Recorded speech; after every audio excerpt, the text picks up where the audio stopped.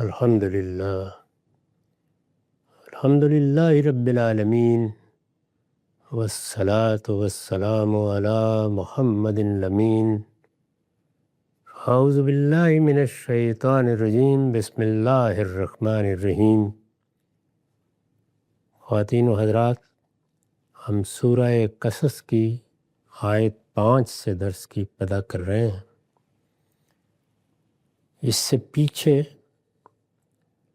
سیدنا موسیٰ اور ان کے مقابل میں فرعون کی سرگزشت شروع ہوئی تھی۔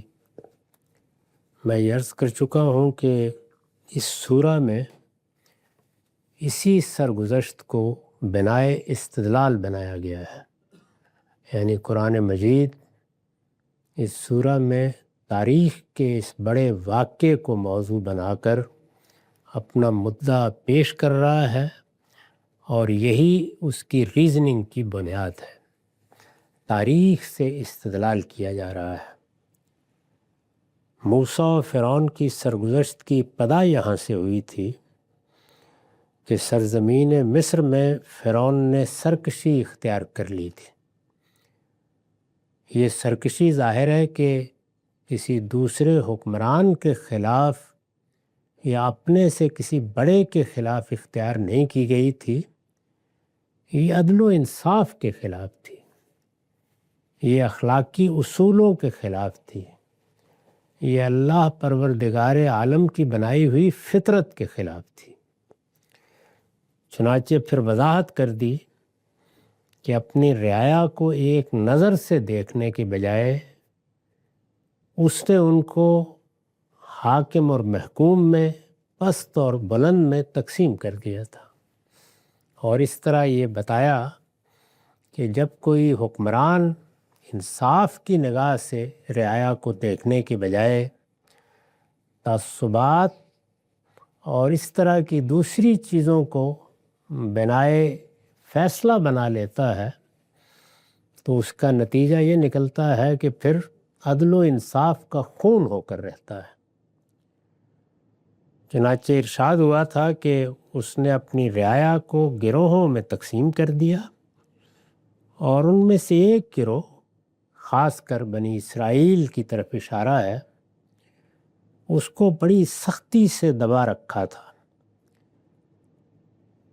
پھر اس سختی کی صورتحال کیا تھی اس کو بیان کیا ہے کہ وہ یہ محسوس کرتا تھا، یا اس کے اعیان و اکابر یہ محسوس کرتے تھے کہ یہ بنی اسرائیل تو اب بہت بڑھتے جا رہے ہیں، اور ان میں جس طرح کے باصلاحیت لوگ ہیں اس سے اندیشہ ہے کہ یہ کسی وقت حکومت اور اقتدار کے لیے اقدام کریں گے۔ اس طرح کا خطرہ محسوس ہو رہا تھا۔ میں نے اس کی وضاحت میں عرض کیا تھا کہ دنیا کی معلوم تاریخ میں حکومت و اقتدار سے متعلق جو اقدار پیدا ہوئی ہیں، ان کے دو بڑے واضح ادوار ہیں۔ ایک وہ دور تھا جس میں عمومی طور پر لوگوں کا نقطہ نظر یہی تھا، اور اسی کو ایک صحیح اخلاقی اصول سمجھا جاتا تھا کہ جس میں اہلیت ہے حکومت اس کا حق ہے۔ یعنی جس طریقے سے کسی شخص میں اگر اللہ تعالیٰ نے علمی صلاحیتیں دی ہیں یا کوئی اور ہنر اس کو بخشا ہے، تو وہ اس کے لحاظ سے اقدام کا حق رکھتا ہے۔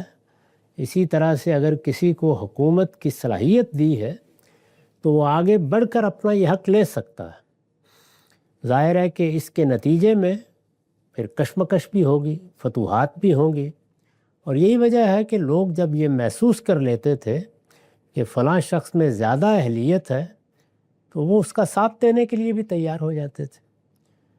سادہ لفظوں میں بیان کیجئے تو اس وقت کا بین الاقوامی قانون یہی تھا، اور یہی قانون صدیوں تک رہا ہے۔ اب ہمارے ہاں اس سے مختلف صورتحال ہے۔ اب بالعموم حق اقتدار کا فیصلہ لوگوں کی رائے سے ہوتا بھی ہے اور اس کو مانا بھی جاتا ہے، اگرچہ اب بھی دنیا بھر میں اس کو تسلیم نہیں کر لیا گیا، لیکن ایک عمومی رجحان یہی ہے، یہ تبدیلی آئی ہے۔ تو فرعون کے زمانے میں بھی یہی صورتحال تھی. اس میں یہ اندیشہ اس کو محسوس ہو رہا تھا کہ یہ ایک بڑی قوم بنتے جا رہے ہیں، اور بنی اسرائیل کے ہاں ذہانت، رزانت، ایک خاص طرح کا اقدام کرنے کا حوصلہ، یہ ہمیشہ بہت غیر معمولی رہا ہے. اللہ تعالیٰ نے اس قوم کا انتخاب کیا تو بہت سے جوہر بھی اس میں رکھے ہیں. چنانچہ اس نے خطرہ محسوس کیا، اور وہ خطرہ ہے جس کا پھر ظہور اس طرح سے ہوا کہ ان کے ہاں کسی مرد کو پیدا ہی نہ ہونے دیا جائے، ہو جائے تو مار دیا جائے. تو قرآن مجید نے اس سرکشی کا آخری حاصل یہی بیان کیا ہے کہ یہ کیا کرتا تھا، ان کے بیٹوں کو ڈھونڈ ڈھونڈ کر ذبح کر چھوڑتا اور ان کی عورتوں کو زندہ رہنے دیتا تھا. یہاں تک ہم نے پچھلی نشست میں سورہ کا مطالعہ کر لیا تھا. اب فرمایا وَنُرِيدُ أَن نَّمُنَّ عَلَى الَّذِينَ اسْتُضْعِفُوا فِي الْأَرْضِ وَنَجْعَلَهُمْ أَئِمَّةً وَنَجْعَلَهُمُ الْوَارِثِينَ. یعنی فرعون کے بارے میں تو بتا دیا کہ وہ فی الواقع فساد کرنے والوں میں سے تھا. إِنَّهُ كَانَ مِنَ الْمُفْسِدِينَ. یہ تبصرہ کیا تھا، ابتدا یہاں سے کی تھی کہ سرکشی اختیار کر چکا تھا، اور پھر اس سرکشی کا نمونہ پیش کر کے یہ فرمایا تھا کہ انہو کان من المفسدین. اب ارشاد ہوا کہ دنیا میں فساد پیدا کرنے والے لوگ اس طرح کی سرکشی اختیار کر لیتے رہے ہیں، اور اللہ کا قانون ہے، وہ دوسری جگہ بیان ہوا ہے کہ تلک الایام نداولها بین الناس. ہم اسی طریقے سے دنیا میں تبدیلیاں بھی لاتے رہتے ہیں. وہ فرائض تھے، اگر انہوں نے غلط رویہ اختیار کیا، عام حالات میں کوئی دوسرا اٹھتا وہ آ کے قبضہ کر لیتا. لوگ فتوحات کے لیے نکلتے رہتے تھے، اور بعض اوقات یہ حوصلہ بھی کر لیتے تھے کہ ہم نے تو ساری دنیا فتح کرنی ہے. بالعموم کہا جاتا تھا کہ وہ فاتح عالم بن کر نکل کھڑے ہوئے ہیں.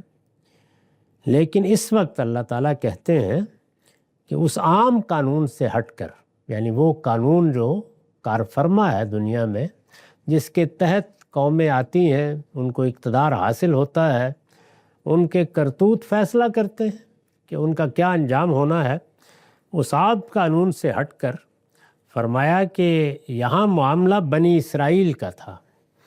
یعنی بنی اسرائیل مقابل میں تھے، اور بنی اسرائیل کے بارے میں ہم جانتے ہیں کہ سیدنا ابراہیم ہی کے دور میں یہ اعلان کر دیا گیا تھا کہ اب اس دنیا میں مذہبی پیشوائی ابراہیم ہی کو حاصل رہے گی.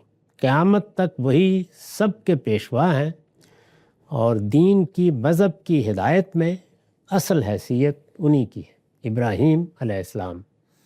اور یہ بھی بتا دیا گیا تھا کہ ابراہیم کی ذریت کا انتخاب کیا جا رہا ہے. اس کو قرآن مجید نے ایک دوسری جگہ آل عمران میں اس طرح بیان کیا ہے کہ جو نبوت کا سلسلہ ہم نے جاری کیا، اس کا پہلا دور وہ تھا جس میں ہم نے افراد کا انتخاب کیا ہے. ان اللہ اصطفیٰ آدم و نوح، جیسے آدم کا، جیسے نوح کا، یہ افراد کا انتخاب ہے. اور پھر فرمایا کہ دوسرے مرحلے میں وَآلَ ابراہیم وَآلَ عمران علی العالمین، پھر ہم نے ابراہیم کی ذریت، ابراہیم کی پوری اولاد کا انتخاب کر لیا اس منصب کے لیے. اور اسی طرح پھر آل عمران کا، جن میں سیدنا مسیح کی پیدائش ہوئی. تو یہ اللہ کا فیصلہ بیان ہو چکا تھا. اب اس فیصلے پر عمل کرنے کا موقع آ گیا تھا. یعنی 400-500 سال میں یہ ایک قوم بن گئے.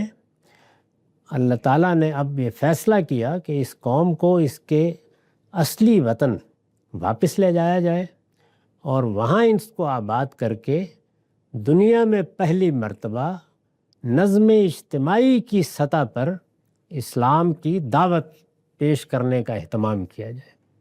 یعنی فرد کی حیثیت سے پیغمبر اٹھتے رہے ہیں، وہ اپنی اپنی قوموں تک دعوت پہنچاتے رہے ہیں، لیکن اب دنیا کے وسط میں ایک جگہ کا انتخاب کر کے وہاں ایک مسلمان ریاست وجود پذیر کی جائے، تاکہ دنیا بھر کے لیے وہ توحید کا مرکز بنے اور توحید کی دعوت اسی سے دنیا کو پہنچے. یہ اسکیم کا دوسرا حصہ ہے جس پر گویا عمل کرنے کا موقع آ گیا تھا۔ تو ارشاد فرمایا کہ ادھر ہم نے، یعنی ایک طرف یہ فساد برپا تھا، ایک طرف فرعون اور اس کے اعیان و اکابر کی سرکشی تھی، اور وہ سرکشی میں اس جگہ تک پہنچے ہوئے تھے کہ اپنی رعایا کو قتل کرنے پر آ گئے تھے، اور ادھر ہم نے ارادہ کر لیا تھا وَنُرِيدُ أَن نَّمُنَّ عَلَى الَّذِينَ اسْتُضْعِفُوا، کہ ان لوگوں پر عنایت کریں جو اس ملک میں دبا کر رکھے گئے تھے۔ یعنی دبا کر تو رکھے ہوئے عرصہ ہو گیا تھا، اور اللہ تعالیٰ قوموں کو عام قانونی کے حوالے کرتا ہے، اس میں قومیں محکوم بھی ہوتی ہیں، اقتدار بھی حاصل کر لیتی ہیں، لیکن فرمایا کہ ہماری اسکیم اب ان سے متعلق ہو رہی تھی، اور ہم نے ارادہ کر لیا تھا کہ اب ان لوگوں پر عنایت کا وقت آ گیا ہے، یعنی ان کو جو کچھ یہاں کرنا تھا کر لیا، جن حالات سے گزرنا تھا گزر گئے، ایک قوم بننے میں جن مراحل کو درپیش ہونا تھا وہ ہو چکے۔ اب ہم نے فیصلہ کر لیا تھا کہ ان لوگوں پر عنایت کریں۔ یہ جو فیصلہ ہے، اس کی وضاحت میں نے لکھا ہے، یہ اس خدائی فیصلے کا بیان ہے جس کے تحت اللہ تعالیٰ نے موسیٰ علیہ السلام کی بعثت کے بعد، یعنی جب موسیٰ علیہ السلام کو پیغمبر کی حیثیت سے منتخب کر کے ان کی طرف بھیج دیا گیا، تو اس کے بعد یہ اس خدائی فیصلے کا بیان ہے جس کے تحت اللہ تعالیٰ نے موسیٰ علیہ السلام کی بعثت کے بعد بنی اسرائیل کو عالمی سطح پر اپنے دین کی شہادت کے لیے منتخب کیا۔ یعنی عالمی سطح پر اس وقت کی دنیا میں اگر کسی علاقے کا انتخاب کیا جائے تو آپ نقشہ اٹھا کے دیکھیے، یہی علاقہ دنیا کے وسط میں ہے، یعنی فلسطین اور جزیرہ نما عرب۔ جزیرہ نما عرب تو پھر ان کی معزولی کے بعد اس منصب کے لیے منتخب کیا گیا ہے، لیکن اس وقت اللہ تعالیٰ نے فلسطین کا انتخاب کیا۔ یہ نام اس کا بعد میں پڑا ہے، اس وقت اس علاقے کو کنعان کہا جاتا تھا، یعنی جو دریائے اردن کے اوپر کا علاقہ ہے، یہ سارا علاقہ اور اس کے کچھ نواح کنعان کہلاتے تھے۔ یہ اس خدائی فیصلے کا بیان ہے جس کے تحت اللہ تعالیٰ نے موسیٰ علیہ السلام کی بعثت کے بعد بنی اسرائیل کو عالمی سطح پر اپنے دین کی شہادت کے لیے منتخب کیا۔ یہ انتخاب ہے جس کو سورہ بقرہ میں فضلتکم علی العالمین یا انا اخترنہم علی علم علی العالمین جیسی تعبیروں سے ادا کیا ہے۔ ہم نے اپنے علم کی بنیاد پر سوچ سمجھ کر فیصلہ کیا کہ تمہیں دنیا کی قوموں میں سے ترجیح دے کر یہ ذمہ داری تمہارے سپرد کریں۔ اس کو قرآن مجید ایسے بیان کرتا ہے اور اپنی بڑی نعمت سے تعبیر کرتا ہے۔ یہ اسی طرح کا انتخاب تھا جس طرح انسانوں میں سے انبیاء علیہم السلام کو انذار و بشارت اور دعوت و شہادت کے لیے منتخب کیا جاتا رہا ہے۔ یعنی جیسے اللہ تعالیٰ کسی فرد کا انتخاب کرتے رہے ہیں، ایسے ہی اس نے قوموں میں سے ایک قوم کا بھی انتخاب کر لیا، اور یہ قوم ذریت ابراہیم کی اولاد۔ چنانچہ یہاں جو مدعا نمنوں کے لفظ سے ادا ہوا ہے، یعنی ہم نے اس پر احسان کرنے کا، عنایت کرنے کا، کرم فرمانے کا ارادہ کر لیا، تو اس کے لیے یہاں لفظ نمنو استعمال ہوا ہے۔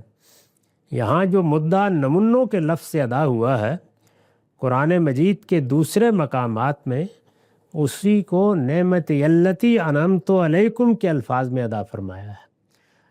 چنانچہ سورہ بقرہ میں ہم دیکھتے ہیں کہ وہاں یہ آتا ہے کہ اے بنی اسرائیل، میری اس نعمت کو یاد کرو جو میں نے تم پر کی۔ کیا نعمت؟ کہ میں نے تمہارا انتخاب کیا، تم کو ایک بڑی ذمہ داری دی، اور اس کے لازمی نتیجے کے طور پر گویا دنیا کا پیشوا بنا دیا، دنیا کا رہنما بنا دیا، تمہیں میں نے ائمہ کی حیثیت دے دی۔ اس کو قرآن مجید اپنی بڑی نعمت کے طور پر بیان کرتا ہے۔ تو ارشاد ہوا کہ ہم نے ارادہ کر لیا تھا، یعنی ادھر سرکشی انتہا کو پہنچ گئی، اور ادھر ہم نے ارادہ کر لیا تھا کہ ان لوگوں پر عنایت کریں جو اس ملک میں دبا کر رکھے گئے تھے اور ان کو امامت عطا فرمائیں۔ دبا کر رکھے گئے تھے الذی نستضعف فی الارض، اور اس پر عطف کر کے فرمایا وَنَجْعَلُهُمْ أَئِمَّةً وَنَجْعَلُهُمُ الْوَارِثِينَ، اور ان کو امامت عطا فرمائے۔ امامت تو ظاہر ہے کہ محض دعوت و ارشاد کی بھی ہو سکتی ہے۔ حضرت ابراہیم کو اسی طرح امام کہا گیا، وہ اب بھی امام ہے اور قیامت تک یہ امامت انہی کو سزاوار بھی ہے۔ اللہ تعالیٰ نے ان کا انتخاب کیا اور اعلان کیا کہ انی جاعلک للناس اماما، میں نے دنیا کی سب قوموں کے لیے تمہارا انتخاب کر کے تمہیں یہ امامت دے دی ہے۔ تو امامت تو اقتدار کے بغیر بھی امامت ہی ہے، لیکن مزید فرمایا کہ یہ ایک قوم ہے، یعنی فرد کی حیثیت سے تو یہ ذمہ داری لوگوں کی رہنمائی کر کے ادا ہو سکتی ہے، لیکن ایک قوم کے لیے یہ ذمہ داری اگر پوری کرنے کا فیصلہ کیا گیا ہے تو پھر لازم ہے کہ ان کا کوئی خطہ ارض ہو، وہ کہیں آباد ہوں، ان کا کوئی وطن ہو اور وہ اس ملک کے وارث ہوں، یعنی اس کے مالک وہ قرار پائیں، اسی صورت میں وہ یہ ذمہ داری ادا کر سکتے ہیں۔ اس طرح انسانی تاریخ میں پہلی مرتبہ اللہ تعالیٰ نے یہ فیصلہ کیا کہ مسلمانوں کی ایک ریاست وجود پذیر ہو جائے، ان کو امامت عطا فرمائے، وَنَجْعَلُهُمُ الْوَارِثِينَ، اور انہیں ملک کا وارث بنائے، یعنی باقاعدہ ایک علاقہ ہو، اس میں ان کی حکومت قائم ہو اور وہ اپنے پورے وجود سے، یعنی فرد کی حیثیت سے بھی، قوم کی حیثیت سے بھی اور نظم اجتماعی کے اعتبار سے بھی وہ اپنے پورے وجود سے دین کی، توحید کی شہادت دیں۔ یہ ہم نے فیصلہ کیا اور فرمایا کہ وَنُمَكِّنَ لَهُمْ فِي الْأَرْضِ، اور انہیں اس ملک میں، یعنی ملک دیں، ان کا وطن بنائیں اس کو، اور انہیں اس ملک میں اقتدار بخشیں۔ یعنی صرف یہی نہیں کہ وہ ایک جگہ چلے جائیں، جیسے مصر میں وہ ہیں، ملک تو ان کے پاس مصر کا بھی ہے، رہ رہے ہیں یہاں پہ، نہیں، ان کو ان کا ملک دیں، ان کا قومی وطن ایک وجود پذیر ہو اور وہاں ان کو اقتدار دیں۔ یہ جو امامت ہے اس کی وضاحت پہ میں نے حاشیہ لکھا ہے، یعنی دین کے امام اور پیشوا بنائے۔ سیدنا ابراہیم کی امامت اور پیشوائی اصلاً یہی ہے۔ سورہ بقرہ کی آیت 124 میں قرآن نے ابراہیم علیہ السلام سے متعلق جس فیصلے کا ذکر انی جاعلک للناس اماما کے الفاظ میں کیا، یہ اسی کا نتیجہ ہے۔ یعنی وہ فیصلے کا اعلان تو ہو گیا تھا، لیکن عملی طور پر 400 سال کے بعد اب اللہ تعالیٰ اس کا نفاذ کر رہے ہیں۔ انہیں ملک کا وارث بنائیں اور انہیں اس ملک میں اقتدار بخشیں۔ اس کی وضاحت میں نے لکھا ہے، اس کے لیے ارض فلسطین کا انتخاب کیا گیا، یعنی ملک کا وارث بنائیں تو مصر کا نہیں یا کسی اور علاقے کا نہیں، اللہ تعالیٰ نے جس علاقے کا انتخاب کیا وہ فلسطین کا علاقہ ہے، دنیا کے کم و بیش وسط میں۔ اور اگر آپ غور کر کے دیکھیں تو اس وقت کی متمدن دنیا، اس جگہ اگر کوئی ایسی تبدیلی آئے اور اس جگہ اگر لوگوں کے لیے ہدایت کا اتنے بڑے پیمانے پہ اہتمام کر دیا جائے اور ایک پوری قوم اس کی علمبردار ہو اور ان کی ریاست میں بھی اس کا ظہور ہو جائے تو پوری دنیا متوجہ ہو سکتی تھی۔ اس کے لیے ارض فلسطین کا انتخاب کیا گیا اور اللہ تعالیٰ نے اسے اپنی دعوت کے لیے خاص قرار دے کر بنی اسرائیل کے حوالے کر دیا، یعنی فیصلہ کر دیا کہ یہ علاقہ میں نے اپنے لیے خاص کر لیا۔ ساری زمین اللہ تعالیٰ کی ہے، لیکن اس نے انسانوں کے حوالے کی ہوئی ہے، جاؤ یہاں رہو، اس میں اپنی ملکیتیں قائم کرو، اس کے خزانے تلاش کرو، اور جتنی مہلت میں نے دی ہے اس میں میری اس زمین پر رہو بسو۔ لیکن فلسطین کا انتخاب کر کے اعلان کر دیا گیا کہ یہ میں نے اپنے لیے خاص کر لیا ہے، یعنی ایک علاقہ، جیسے ہم ایک جگہ کوئی کنال 2 کنال एकड़ 2 एकड़ जगह कह दें कि ये मस्जिद के लिए ख़ास है, तो अल्लाह ताला ने फ़ैसला कर दिया कि फ़लस्तीन अब मेरे लिए ख़ास है। अल्लाह ताला ने इसे अपनी दावत के लिए ख़ास करार देकर बनी इसराइल के हवाले कर दिया।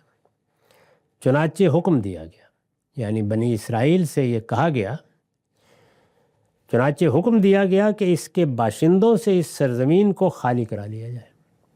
यानी जो लोग पहले वहाँ बसते हैं उनसे कह दिया जाए कि वो इस दावत को कबूल कर लें जो मूसा अलैहिस्सलाम के ज़रिए से पेश की जा रही है। ज़ाहिर है वो इस्लाम की दावत है, ये मुसलमान कौम है, इसको कबूल कर लें और या इस इलाके को छोड़ दें, यहाँ से चले जाएं। चुनाचे हुक्म दिया गया कि इसके बाशिंदों से इस सरज़मीन को खाली करा लिया जाए और अगर गिरदो पेश की हुकूमतों को बाजगुजार बनाकर इस पूरे इलाके में अंबिया अलैहिमुस्सलाम की ज़ेरे क़यादत खुदा की हुकूमत कायम कर दी जाए, जिसको हमारे यहाँ बाज़ लोगों ने इस दौर में हुकूमत इलाहिया से ताबीर किया। यानी इलाका ख़ास कर लिया जाए और उस इलाके को जो कौमें वहाँ बसती थी, फ़लस्तीनी वहाँ पे पुराने बाशिंदे थे, उनसे खाली करा लिया जाए और वहाँ जो हुकूमत कायम की जाए वो बराह रास्त खुदा की हुकूमत होगी। यानी अल्लाह ताला बादशाह होंगे और अंबिया के ज़रिए से हुकूमत की जाएगी। बाइबल में इसी बिना पर इसे बनी इसराइल की मीरास का इलाका कहा गया है। यानी ये जो मीरास का इलाका बना है ये, और जिसका बनी इसराइल दावा करते हैं, उसकी तारीख़ ये है, अल्लाह ने उसको करार दिया। चुनांचे हम तौरात में जब पढ़ते हैं तो वहाँ उसके हुदूद अरबा सब मुतय्यन कर दिए गए हैं। ये इलाका है, इसमें किसी शख्स को रहने की इजाज़त नहीं है, बनी इसराइल के हवाले कर दिया गया है। यहाँ जो लोग हैं वो अगर छोड़ के जाना चाहते हैं तो चले जाएं, ईमान ला के हिस्सा बनना चाहते हैं तो बन जाएं, और अगर ये दोनों सूरतें उनको कबूल ना हो और वो मुज़ाहमत करें तो कत्ल आम कर दिया जाए। बिल्कुल साफ साफ तरीके से बता दिया गया। और इसके साथ क्योंकि ज़माना वो था कि जहाँ भी लोग महसूस करते थे कि उनके पास अहलियत है और ताकत है, वो हमलावर हो जाते थे। तो गिरदो पेश में भी जो रियासतें मौजूद थीं या पुराने इलाके मौजूद थे, उनसे मुतल्लिक़ भी हुक्म दे दिया गया। और वो तौरात में, इस वक्त जो तौरात है उसमें बड़ी वज़ाहत से 20वें बाब में बयान हुआ है कि उस पूरे इलाके को खाली करा दिया जाए और उसके गिरदो पेश में सब रियासतों को कहा जाए कि वो बाज गुजार बन के रहेंगी। यानी बनी इसराइल की एक तरह की महकूमी कबूल करके रहेंगी, वो रहें अपने मुल्कों में और वहाँ हुकूमतें भी करें, लेकिन वो नीम खुद मुख्तार रियासतें होंगी। इससे आगे उनका इख्तियार ख़त्म कर दिया गया है। ये बंदोबस्त करके अल्लाह ताला ने बयान कर दिया। हम पीछे बयान कर चुके हैं कि ये खुदाई फ़ैसला था, यानी ये फ़ैसला बनी इसराइल ने नहीं किया था, ये ख़ुद अल्लाह परवरदिगार आलम ने किया। तौरात में भी एक पूरा बाब इस फ़ैसले को बयान करता है और कुरान मजीद ने भी इसी तरह इसको बयान किया है। और ये फरमाया है कि ये जो ज़मीन थी इसका हुदूद अरबा तय करके हमने ऐलान कर दिया कि जो ज़मीन हम अपने लिए ख़ास किया करते हैं वो फिर अर्ज़ मुक़द्दस होती है। चुनांचे इन्हीं अल्फाज से कुरान ने इसको ताबीर किया है, कनान को या फ़लस्तीन को अल-अर्ज़ुल मुक़द्दसा। तो ये सरज़मीन थी जिसका यहाँ ज़िक्र हुआ कि हमने फ़ैसला कर लिया है कि हम इनको यहाँ से निकालेंगे, इनको एक मुल्क का वारिस बनाएंगे और वहाँ इनको इक़्तिदार बख्शेंगे।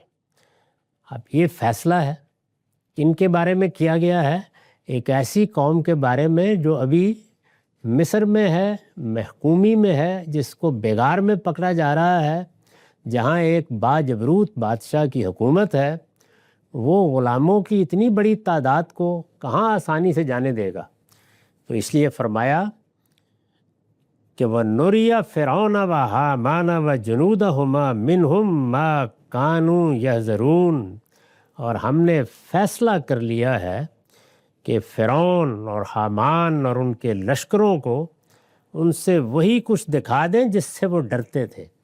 یعنی ان کے بچوں کو مار رہے تھے کہ کہیں وہ مغلوب نہ ہو جائیں تو ہم وہی غلبہ ان کو دکھا دیں. تو یہ ہم نے فیصلہ کر لیا. اس پر حاشیہ ہے، اس کا ذکر جس طریقے سے یہاں ہوا ہے، یعنی اللہ تعالیٰ نے فرعون کے ساتھ حامان کا ذکر بھی کیا ہے، اس کا ذکر جس طریقے سے یہاں ہوا ہے اس سے معلوم ہوتا ہے کہ یہ غالباً فرعون کا وزیر اعظم تھا. جو عام بادشاہتیں رہی ہیں ان میں نظم و نسق چلانے کے لیے یا انتظامیہ کی ذمہ داریاں ادا کرنے کے لیے بالعموم وزیر اعظم کا انتخاب کیا جاتا تھا، اور اس طرح سے اصلاً نظم و نسق اس کے ہاتھ میں ہوتا تھا، لیکن وہ بادشاہ کے احکام کے تحت اپنی ذمہ داریاں انجام دیتا تھا. تو یہ حیثیت چونکہ اس کی تھی، یعنی بالکل وہی جو سیدنا یوسف کی اس وقت کے بادشاہ کے زمانے میں ہو گئی تھی. اس سے معلوم ہوتا ہے کہ یہ غالباً فرعون کا وزیر اعظم تھا اور اس کے دست راست کی حیثیت سے اس کے تمام مظالم میں پوری طرح شریک تھا. تو اللہ تعالیٰ نے بتا دیا کہ یہ فیصلہ ہم نے کیا ہے، بنی اسرائیل اب یہاں سے نکلیں گے اور یہ کچھ بھی نہیں کر سکے گا، اور جس چیز سے یہ اندیشہ ناک ہے وہ ان کو اب دیکھنی ہوگی، اور انہی کی سرحد کے ساتھ ہم نے اس علاقے کا انتخاب کیا ہے جہاں ہم ان کو آباد کر رہے ہیں، اور وہ علاقہ ہم خالی کرا رہے ہیں، اور جہاں جہاں سرحدیں ملتی ہوں گی ان علاقوں کو ہم اس ارض فلسطین کا باج گزار بنا دیں گے. یہ فیصلہ ہم نے کر دیا ہے، اور وہی کچھ ان کو دکھا دیں جس سے وہ ڈرتے تھے. جس سے وہ ڈرتے تھے یہ پیچھے بیان ہو چکا ہے کہ انہیں کیا اندیشہ تھا، اس کی وضاحت میں حاشیہ ہے. اوپر بیان ہو چکا ہے کہ فرعونی اس بات سے ڈرتے تھے کہ بنی اسرائیل کی تعداد اور مصر میں ان کا اثر و رسوخ اسی طرح بڑھتا رہا تو ایک دن وہ ان پر غلبہ حاصل کر لیں گے. یہ اسی ڈر کا ذکر ہے، یعنی یہ اندیشہ اب ان کو ان کی صلاحیت، ان کی تعداد اور ان کے بڑھتے ہوئے اثر و رسوخ کو دیکھ کر ہونے لگا تھا. یعنی اگر تاریخ پڑھے مصر کی تو معلوم ہوتا ہے کہ بنی اسرائیل بیگار میں پکڑے ہوئے تھے، غلام بنا کر رکھے ہوئے تھے، لیکن قبطیوں پر ایک طرح کی ان کو ایک قومی برتری محسوس ہونے لگ گئی تھی ان کی غیر معمولی صلاحیت کی وجہ سے. یہ اسی ڈر کا ذکر ہے. فرمایا کہ یہی ہوگا، یعنی جس چیز سے یہ اندیشہ رکھتے ہیں وہی ہوگا. اور فرعون اور اس کے اعیان و اکابر اپنے تمام زور و سلطنت اور تدبیر و تدبر کے باوجود ایک دن بالکل مغلوب ہو کر رہ جائیں گے. یہ فیصلہ سنا دیا گیا. اس کو میں نے یہی عنوان دے کر اپنی کتاب مقامات میں ایک مضمون لکھا، خدا کے فیصلے. اس میں 2 فیصلے ہیں جو اسی شان کے ساتھ کیے گئے اور وہ دنیا میں خود خدائی کے ظہور کی دلیل بن گئے، علامت بن گئے. تو ان دونوں فیصلوں کو سمجھ لینا چاہیے. ان میں سے ایک یہ فیصلہ تھا کہ یہ علاقہ منتخب کر لیا گیا ہے، اس میں ہماری منتخب قوم آباد ہوگی، یہ علاقہ ہمارے لیے خاص ہے، یہ اب ارض مقدسہ ہے، اس میں توحید کا مرکز بنے گا، اس میں بنی اسرائیل کی حکومت قائم ہوگی، یہ حکومت براہ راست خدا کی بادشاہی کے طور پر کام کرے گی اور انبیاء علیہم السلام کے ذریعے سے چلائی جائے گی. یعنی اللہ کی بادشاہی، اللہ کے قانون کے مطابق یہ اس کی حیثیت طے کر دی گئی ہے، اور گرد و پیش کے علاقوں کو اس کا محکوم اور باج گزار قرار دے دیا گیا ہے. یہ اللہ کا وہ فیصلہ تھا جو اس کے بعد کم و بیش 1400-1500 سال تک نافذ رہا. یعنی اتنا ہی زمانہ جتنا ہمارے ساتھ اب گزر چکا ہے، یہاں تک کہ پھر سیدنا مسیح کی بعثت ہوئی اور بنی اسرائیل اس منصب سے معزول کر دیے گئے. یہ داستان ابھی جاری ہے. ہمارا وقت ختم ہو گیا. اقول قولی ھذا واستغفر اللہ لی ولکم ولسائر المسلمین.